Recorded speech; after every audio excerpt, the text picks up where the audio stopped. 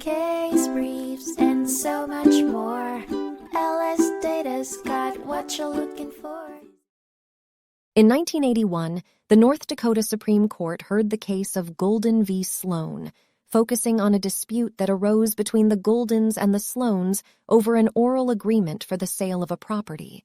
The Guldens had initially leased the property with an option to purchase it for $62,400, but due to financial difficulties, they discussed their situation with the landlord, who agreed to sell the property at the price agreed in the lease agreement if the Guldens could find a buyer.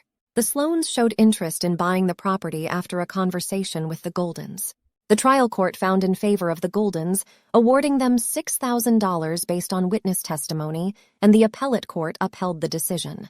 The dispute centered around whether the oral agreement was enforceable under the statute of frauds, which requires that certain agreements must be in writing to be enforceable. The court ultimately held that the Guldens' forbearance to exercise their option to purchase the property constituted sufficient consideration for a contract, exempting the oral contract from the statute of frauds. The appellate court affirmed the trial court's decision, finding that the Guldens had indeed acquired $6,000 in equity during their tenancy and that the oral agreement between the parties was enforceable. Case briefs, and so much more.